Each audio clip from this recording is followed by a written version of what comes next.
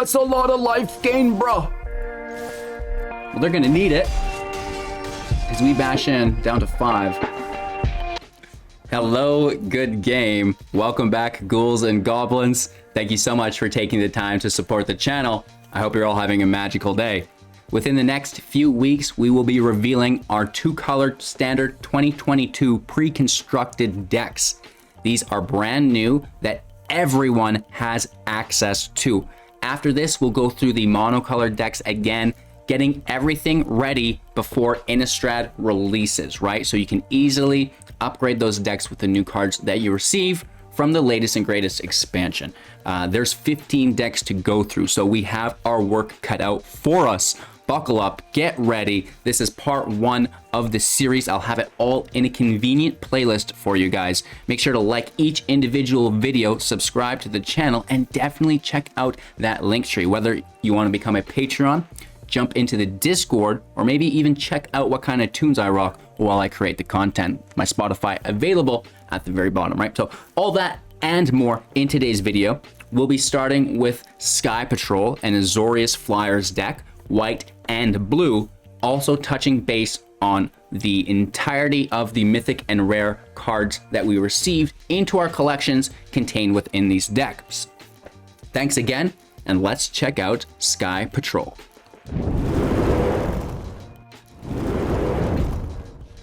Alrighty, here we are. Of course, this will be Sky Patrol version 2 because I wanted to keep that original list. We've done our best to make the deck more consistent and bumping up that power level a little bit. And surprisingly, it's performing relatively well. It is, of course, a 60 card, best of 1 standard 2022 deck with an average mana value of 2.9. We have 15 non-creatures and 21 creatures in the build, with a smooth 24 as well. The deck revolves around Foretell. This is a mechanic that will let us reduce the cost of our spells by placing them into exile for 2 mana. We'll capitalize on that Foretell mechanic with Vega the Watcher, a 2/2 for 3 legendary creature, bird spirit. The legendary means that you can only have one of these in play at a time, and for good reason. It's a flying creature, and whenever you cast a spell from anywhere other than your hand, draw a card, right? So every time that we foretell a card into exile and then later cast it from exile, that will be cast from somewhere other than our hand, resulting in the draw through Vega, which is really nice. And that's going to perpetually throw us forward through our deck, giving us more gas to get where we're going.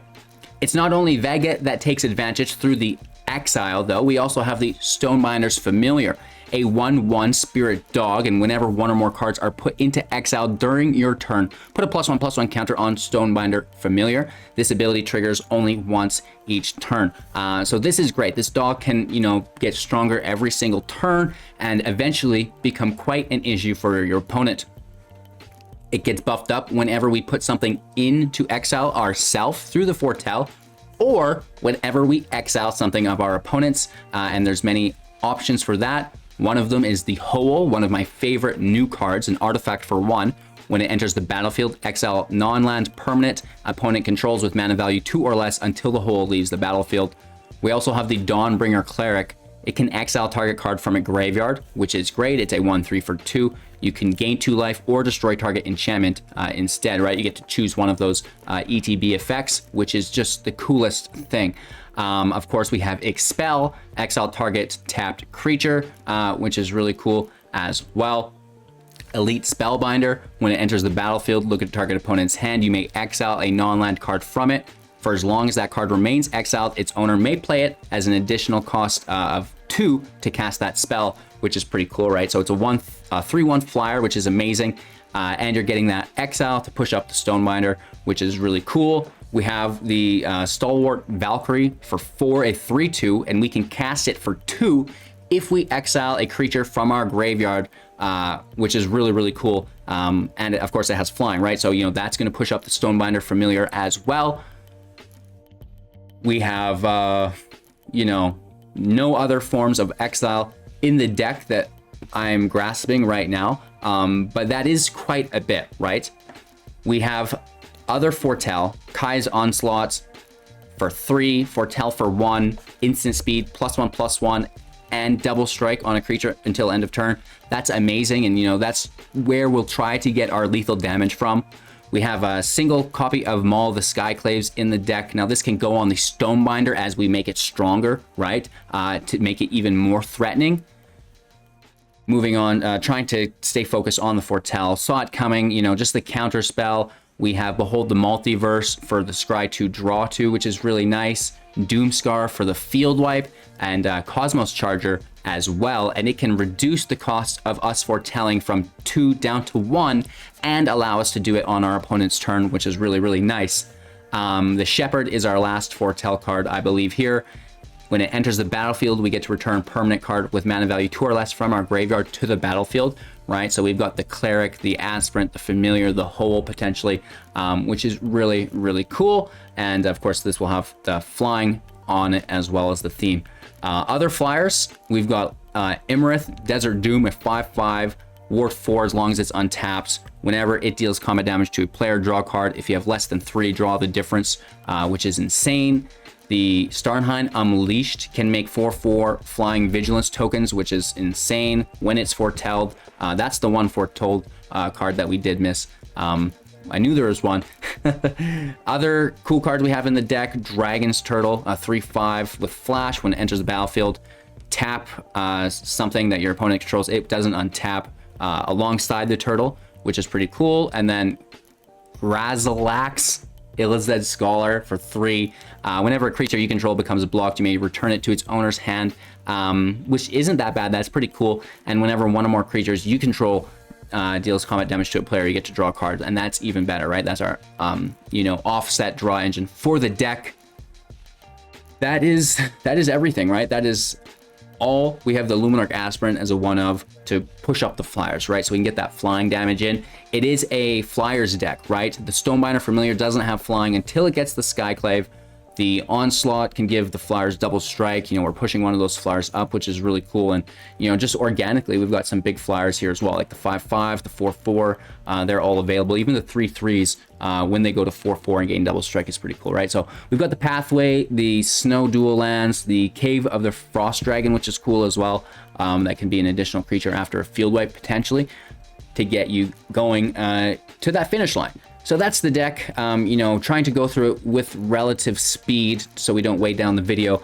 If you're interested in learning more about the deck, definitely reach out within the comments below. You know, there's lots of people who are great pilots, very knowledgeable within the community, and will be able to help you with any problems that you might be having, right? So with that out of the way, support the channel. Great content like this can keep coming your way as long as you like those videos, subscribe to the channel, and you know, if you can, right? I don't want to say you have to, but you know, if you're inclined to and you've got the resources to do so, support the channel financially. The Patreon, the affiliate links, you know, it's all there. The YouTube, the Twitch, you can do it so many different ways, and that's all available within the link tree. You can also gain free access to the contests, the giveaways, the tournaments.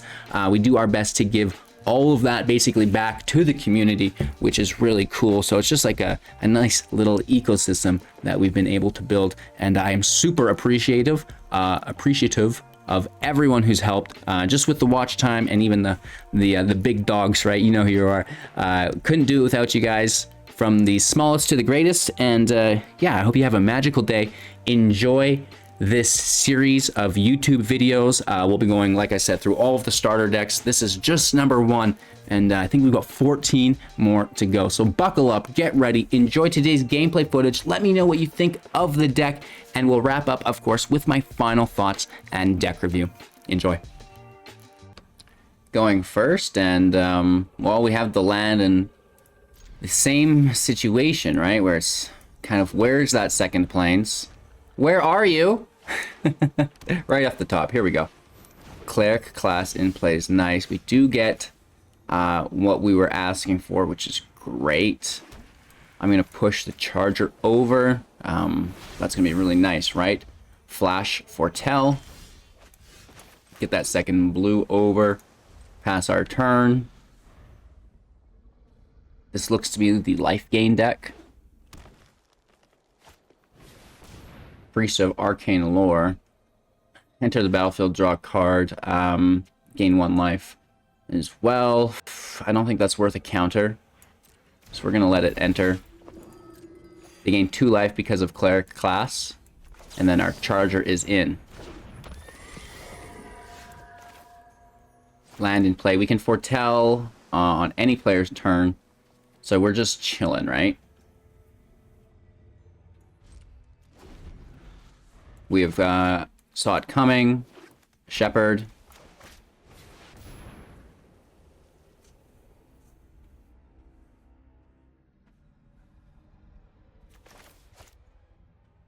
I guess. I mean, it's perpetual life gain. It's pretty good, and a nice draw engine as well.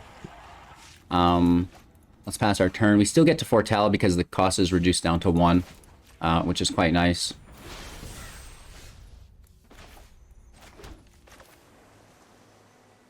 I think we should save the hole, potentially.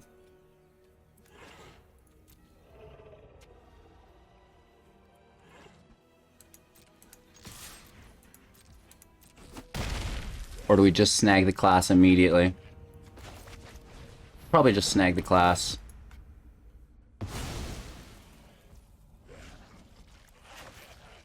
And full cast our Valkyrie. Dealing 6 damage in the air. Let's just go for it, right?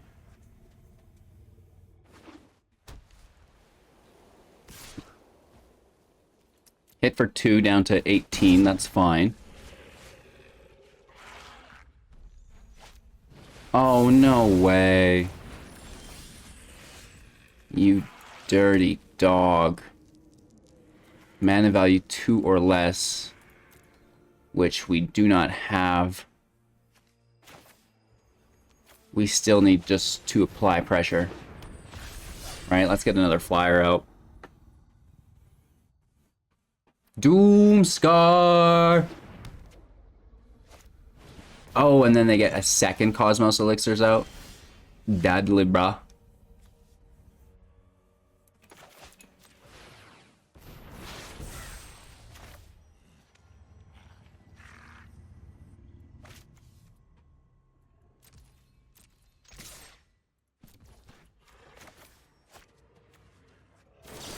Let's just take the swing. It's 8 damage, right? It's not too shabby. It's not lethal, but we do have to kind of balance this Cosmos Elixir now. Oh! That's their 3rd one. Ouch. We have 7 available mana, so we can do 3 angels.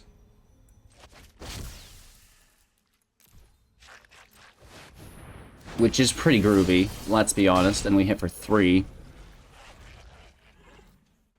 Hitting for 15 next turn. You know, they're gaining 4 life here, so we're off by quite a bit. If they have another Doomskar, I'm going to freak out.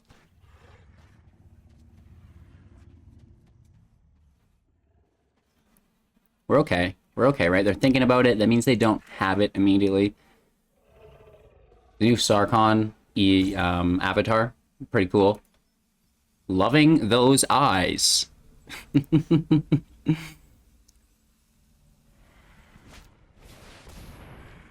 All right, so they're searching for lands. That doesn't really affect us too much, right? 2 in hand, 2 in play. And then... Oh, they gain 3 life at a time because the Cleric class. Hot dog. That's a lot of life gain, bro! Well, they're gonna need it.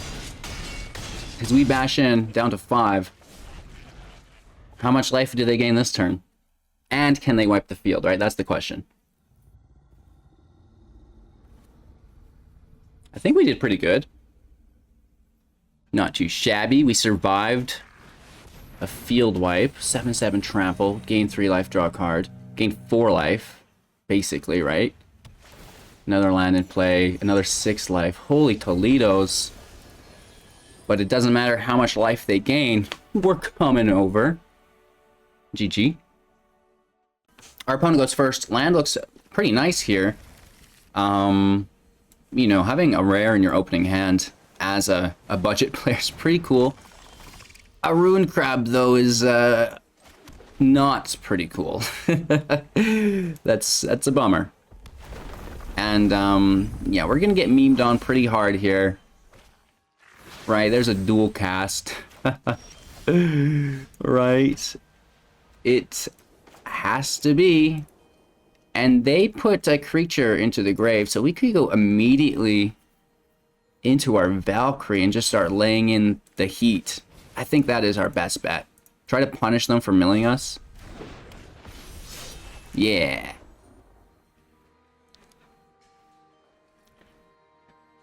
They're still gonna go crazy with the mill, right? Not good. We'll need to counter that hideous laughter or whatever they plan to do. Or do we just, like, go crazy, right? Like, attack, attack, attack.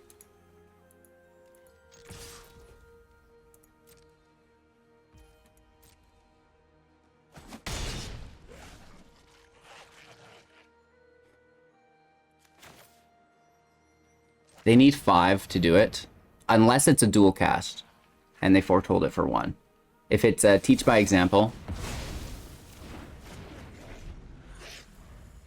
then they'll need 5 mana, but if it's a dual cast, then they can rip it here for 4. No? Okay, maybe not.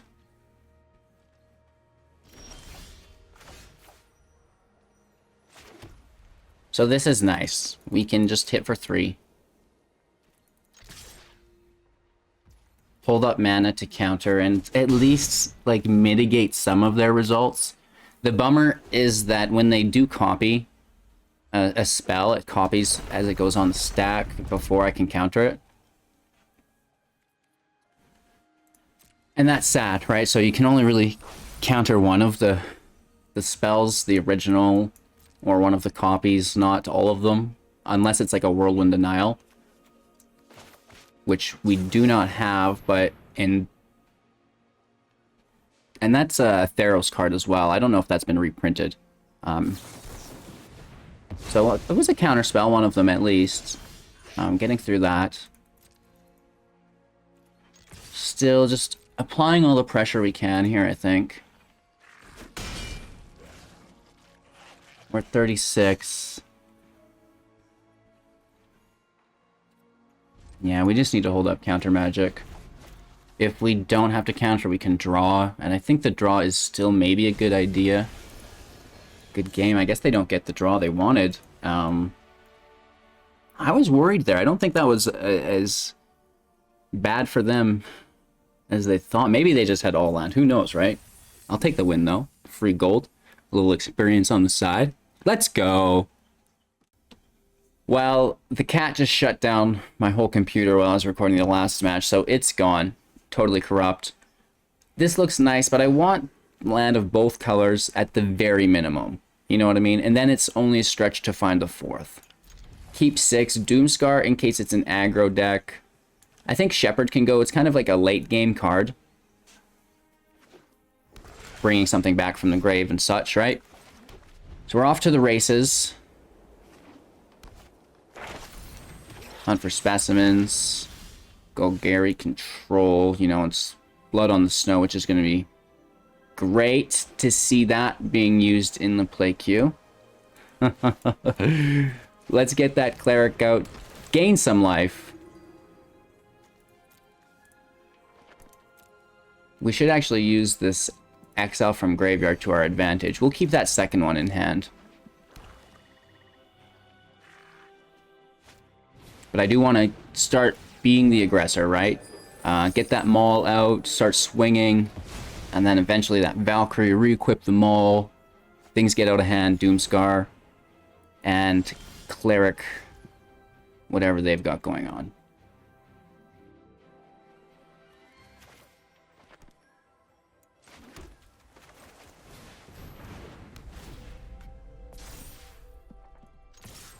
Let's get after it. I don't really care too much about our health points here, I don't think. They're probably just going to remove it anyways. Chariot 2 life is really good.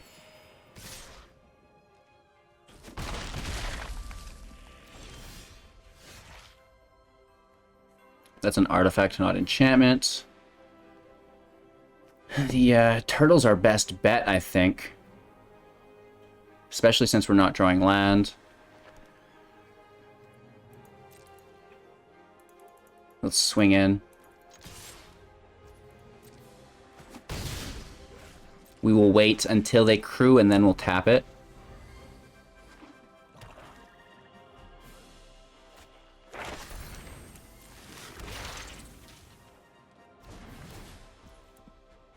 Just snagging those lands, right? Blood on the Snow is going to be brutal.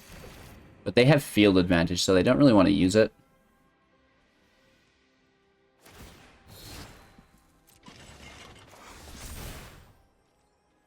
Let's shut down the Chariot.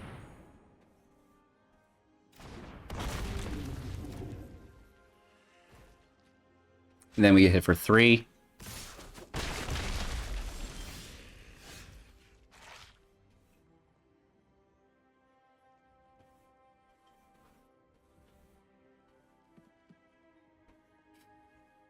We should just, I guess, Foretell and Hole. Get rid of that life gain.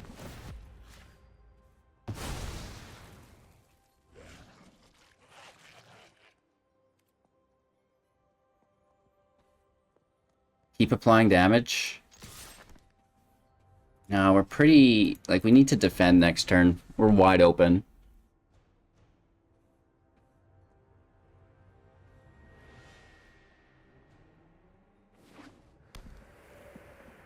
They have 2 cards in hand that we've not seen. The creature land, which is annoying. Another hole. I guess that is quite excellent. Should we save it, though?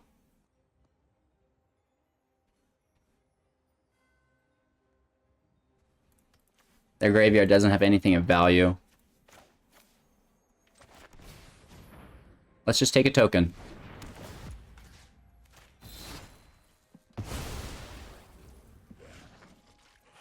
Pass our turn, we're playing defensively. We could double block the Chariot, right? That's great. It's to the point where they actually might be considering that field wipe again. Binding is a bummer. What does it hit? The Maul? Good call. Not doing anything about that. They could crew the Chariot. They don't. We could, you know, double block nicely, I guess. Not super nicely, but... The 4th land definitely comes. It's not the right color, but we still need it. Clerics aren't that bad either.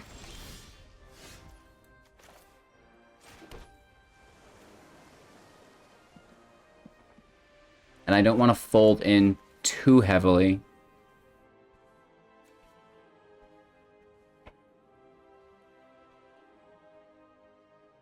Is them getting an extra land really going to do anything? You know what I mean?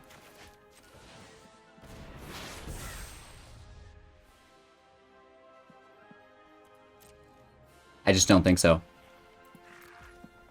Let's end our turn. Just trying to be a little bit patient here. It's not a good spot to be in, and we can't really be as aggressive as we want.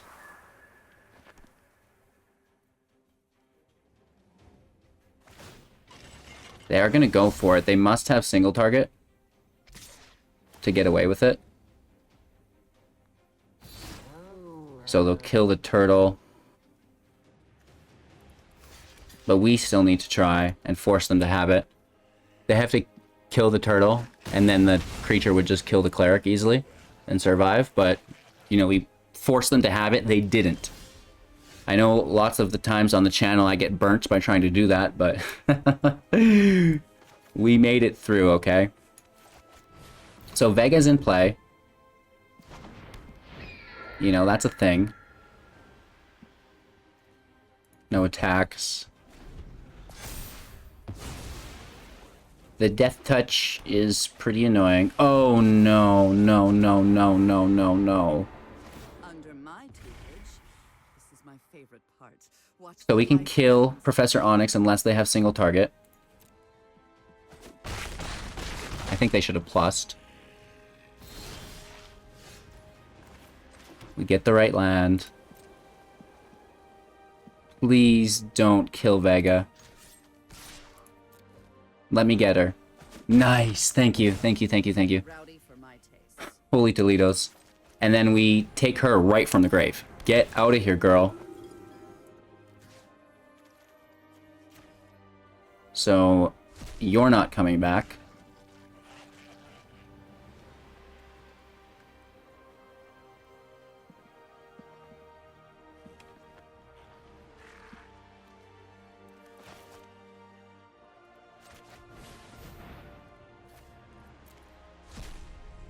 Let's force their blood because we just stole the value from it.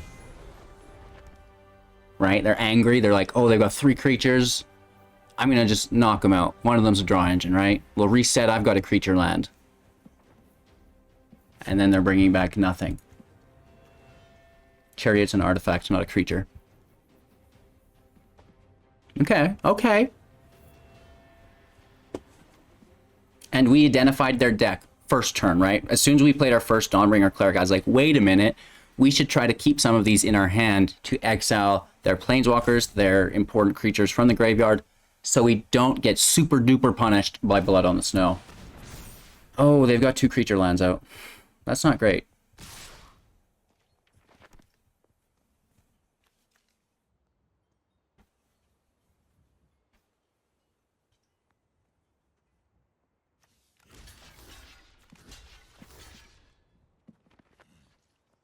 It's a lot of damage.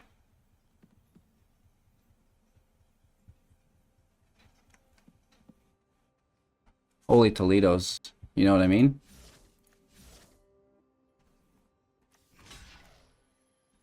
And we're in a bad spot because we can't Doomskar because they've got the creature lands, we don't.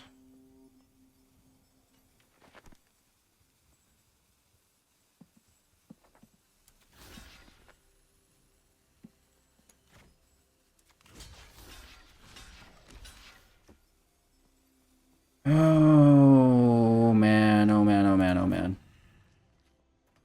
Down to 2.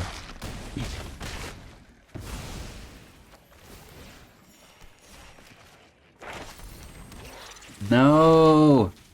No! Mascot exhibition.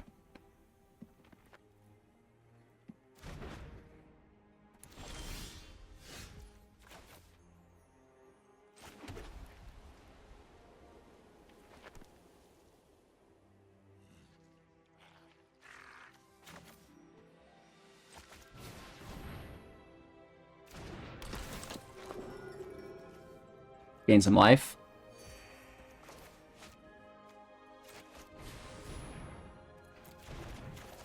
Let's creature out.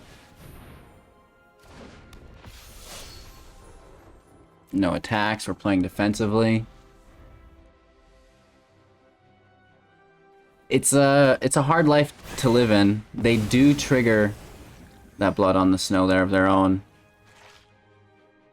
They don't have enough mana for either of the lands. So another hunt for specimens. Holy Toledo. We are getting just cheesed here. Would you like cheese with your nachos, friend? Good game, right? We're not getting out of that. We can just skizoop out of the way. And, you know, that was a tougher match, but, you know, that's literally one of the best decks that we're facing against right there. And we still went, you know, 11 minutes with them. It's not an auto concede, right? We forced them down a path that was uncomfortable for them for a while. But it's those creature lands that are really hard to beat without, you know, Field of Ruin right now, which typically is a budget-friendly card, which I believe we'll see reprinted. Our opponent is playing first. We have really nice land, but a really slow hand. We can Foretell on 2, play on 3.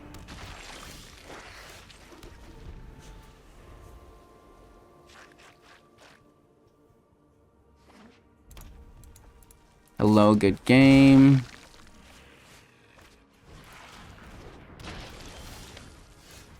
My buttons are gone. What is that about? I was like, where all my emotes got reset or what? Where are the buttons to go through my emotes? Okay. You know, our opponent's playing literally the greatest deck again. Let's get hit with a Goldspan Dragon here, probably. You just love to see it.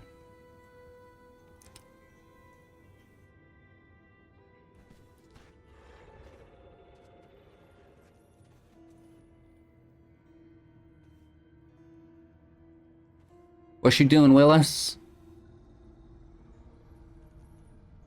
I can't even give the sleepy emote anymore.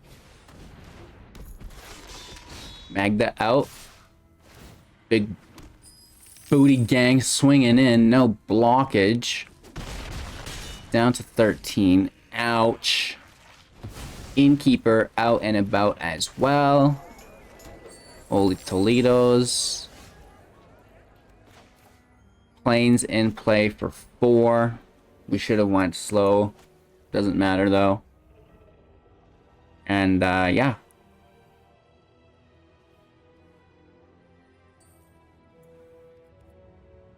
Let's pass our turn. This is brutal, but you know, maybe flashing the charger in is gonna help us out a little bit.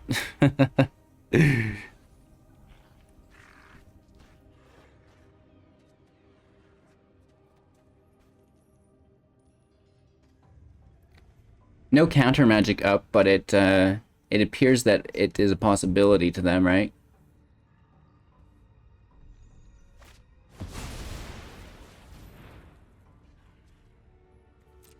Everything's dwarfs. It all gets buffed up. They make so many treasures, and these treasures get sacrificed to pull only an artifact, which is not the enchantment, which is great. So we get to draw here. And we can destroy the Nexus.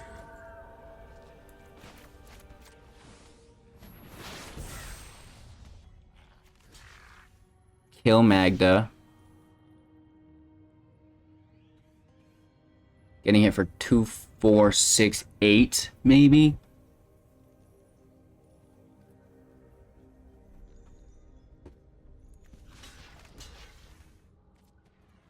Let's kill the Innkeeper too.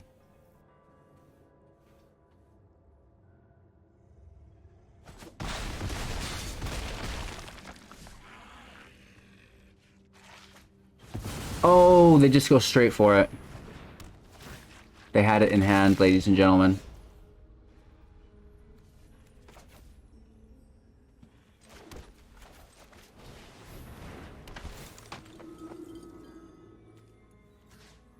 Oh, it is enchantment, not artifact. I had it backwards. I mean, a lot of harm has still been done here, though.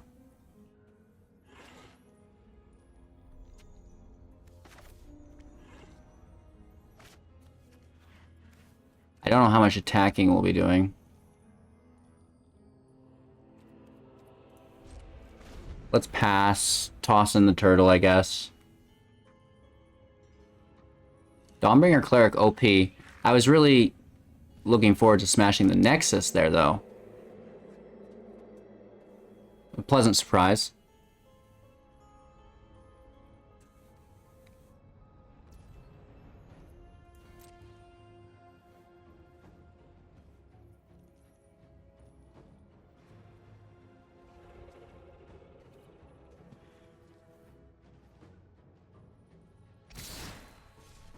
The skeletons have to attack. Oh no, they don't because the swarm's out of play. I can't believe we get it. Just because they're triggered, we smash their swarming. with a 2-mana cleric. Yeah. Our opponent plays first, and, well, we do have our main engine of the deck, which is really nice. I want to take the Sentinel, but at the same time, we should focus on their next threat, shouldn't we? Like, what if they play a wolf? But what if they... Yeah. Maybe we get burned by this. It's kind of like, you know, flip a coin, toss it in the air. You know, some people would call it a misplay, but... Let's see what else. A Clarion Spirit, if we can get... that would be nice. They could double cast on it. Right, they play the Spirit, tap the Spirit with the Sentinel. Even here, they could cast again with another white drop. Not a white drop, a 1-drop. And we do see another Sentinel. But we get a great demonstration of why we waited. Sure, the Sentinels are annoying, and the fact that they got to spaz out so hard is also a bummer. But we get to take their highest value card. Paragon in play. Oof, Doomskar might actually be coming in handy anytime. However, we're missing the lands, so we have to basically just progress as we normally would for now. At the very least, this trades with the Paragon.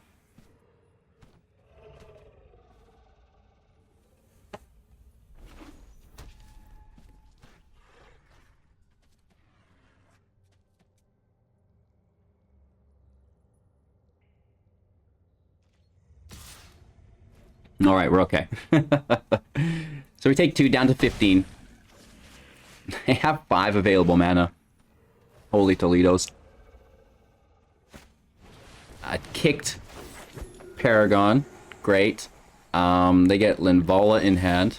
It's pretty insano. We're stuck looking for another Plains. We have nothing to exile with the Cleric. We could just straight up toss out the Valkyrie, I guess. I do like to exile with that too, though.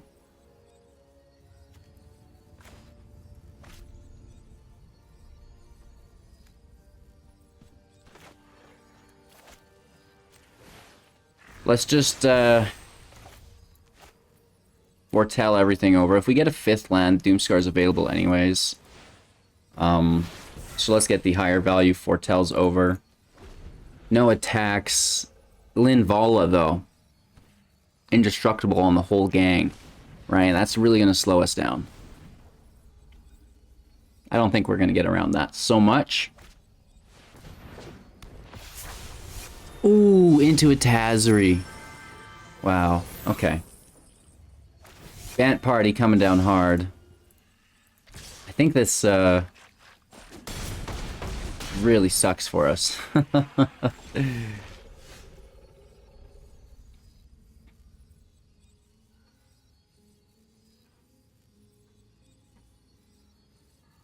We didn't draw the land for it either.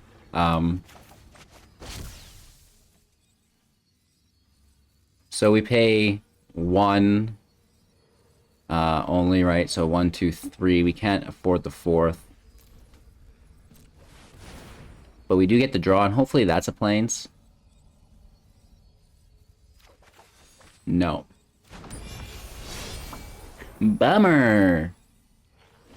No attacks. I think they'll just take lethal. Good game. Squad Commander gets there. They folded out almost perfectly. And this is one of the best decks right now. Bant Party is no joke. I see it in Mythic all the time. All right, what did you guys think of the deck? Make sure to let me know in the comments below. We've already incorporated all of the rares that you received for free.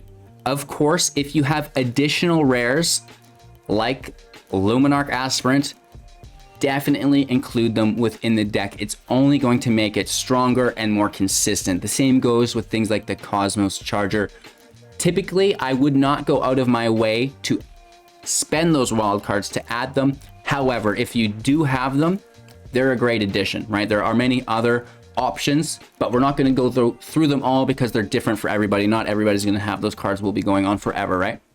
However, what we can talk about is the entirety of the upgrades that you received from the set, right? You have 70 brand new mythics and rares to go through, and maybe you can, lace in something like a Righteous Valkyrie.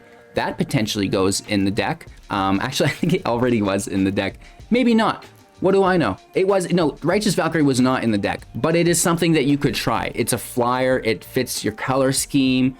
There are other clerics in the build as well to get you above 27 for the +2/+2. So by no means use that as your final list. Valkyrie Harbinger potentially could go in there as well. So I'll have this list posted for you guys as well, just so you're all aware of the rares and mythics that you received with the new decks. Put them in one place, and then you can kind of build decks around these cards really easily.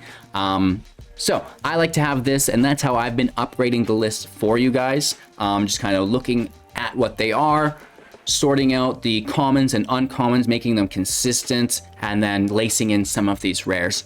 If you guys want to go through my process alongside me, that's how I'm doing it. Easy peasy lemon squeezy. And yeah, like the deck absolutely slaps. Of course, that was the first out of 15, starting with Sky Patrol and then working through the rest. I'm impressed with the new variants of the decks compared to the last. And I remember thinking that the last time as well. So we're definitely on the right path, and I'm super excited to see how we can upgrade not only Sky Patrol, but the other decks that we'll touch on in the series as well with the new Innistrad cards. So with that all out of the way, let me know your guys' thoughts and opinions down below. I really do appreciate all of the feedback, the support, the time, the attention, the financial support as well is absolutely amazing. Couldn't do it without you guys. Really appreciate it. Enjoy the rest of the series. It will be going through the playlist now, and if you're not in the playlist, jump into the playlist. I'll probably have a link for that as well in the description. Of course, if you click the see more button, all of the goodies are there.